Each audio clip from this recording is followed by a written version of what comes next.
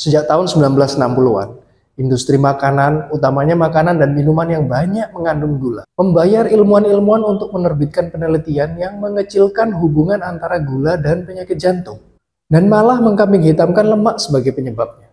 Jika belum lihat, Anda bisa lihat video itu di sini.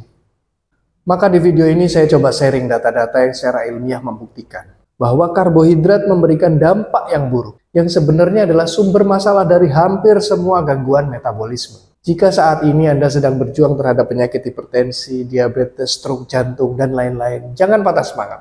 Silakan tonton video ini dan bagikan pada saudara atau teman Anda yang membutuhkan. Semoga berkah.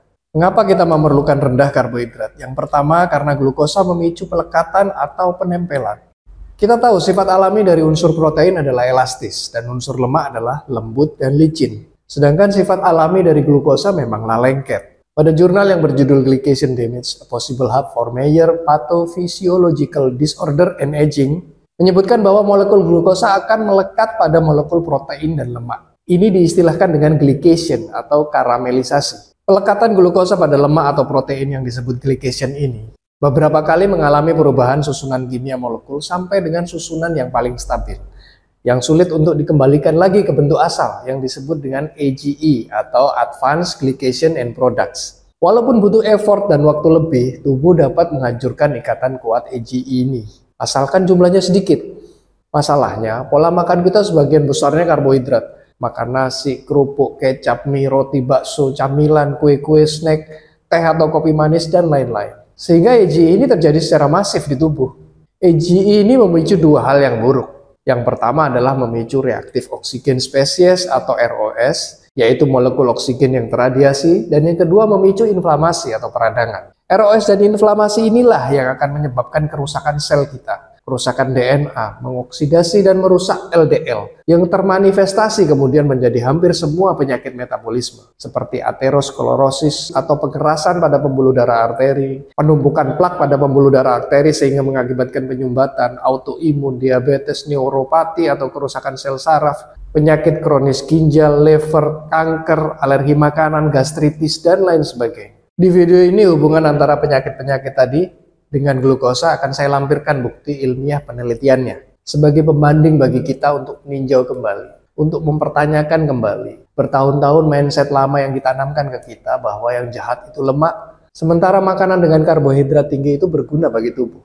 Yang pertama, aterosklerosis atau pengerasan pada pembuluh darah arteri. Di jurnal yang berjudul How Hyperglycemia Promotes Atherosclerosis Molecular Mechanism, disebutkan ada hubungan yang sangat erat antara glukosa yang tinggi, yang kemudian terjadi glycation secara berlebihan atau AGE, dapat memicu aterosklerosis atau pengerasan pembuluh darah arteri. Ini yang kemudian termanifestasi menjadi penyakit seperti stroke, penyakit jantung koroner, di mana stroke dan jantung koroner adalah dua peringkat teratas penyebab kematian manusia di seluruh dunia. Yang kedua, terciptanya plak sehingga terjadi penyempitan pembuluh darah. Jurnal ilmiah ini bisa dibaca dengan judul Glycation of Apoprotein dan seterusnya. AGE akan memicu oksigen radikal atau ROS. Dan ROS ini akan membuat LDL rusak dan menjadi plak di pembuluh darah sehingga terjadi penyumbatan. Selama ini kita sering dengar ya, lemak jahat LDL. Nah, sekarang kita tahu cerita lengkapnya, bukan LDL yang jahat, tapi LDL yang teroksidasi. Yang dimana LDL bisa teroksidasi karena dipicu oleh pelekatan glukosa. Itulah yang menyebabkan penyumbatan di pembuluh darah. Yang ketiga, penyakit autoimun. AGE dapat menyebabkan kerusakan pada sel imun, yaitu pada bagian reseptor sel imun, dan dapat menyebabkan berbagai penyakit autoimun seperti lupus, rematik, alergi makanan, dan lain-lain.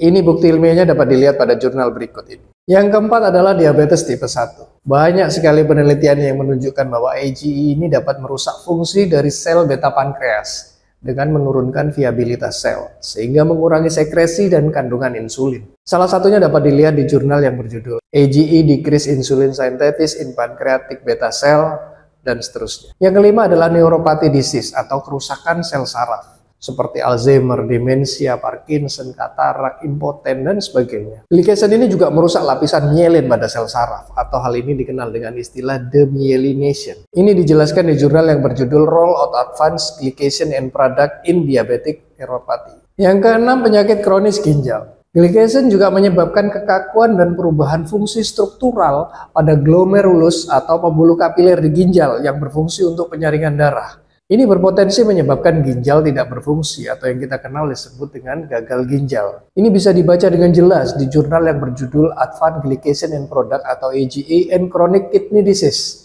dan seterusnya. Yang ketujuh, penyakit kronis liver seperti fatty liver, cirrhosis, dan kanker liver. Oksigen radikal atau ROS dan inflamasi akan menyebabkan kerusakan juga pada sel-sel di liver sehingga berpotensi mengakibatkan berbagai macam masalah di liver. Kerusakan fungsi liver ini bisa menjadi fatal karena liver adalah organ yang penting bagi tubuh untuk menghancurkan ikatan AGE. Seperti disebutkan sebelumnya bahwa AGE ini adalah bentuk akhir dari ikatan antara glukosa dengan senyawa protein atau lemak yang sulit untuk diuraikan kembali. Ini bisa dibaca dengan jelas di jurnal yang berjudul Advanced Glycation and Product atau AGE and Their Involvement in Liver Disease. Yang kedelapan, kanker.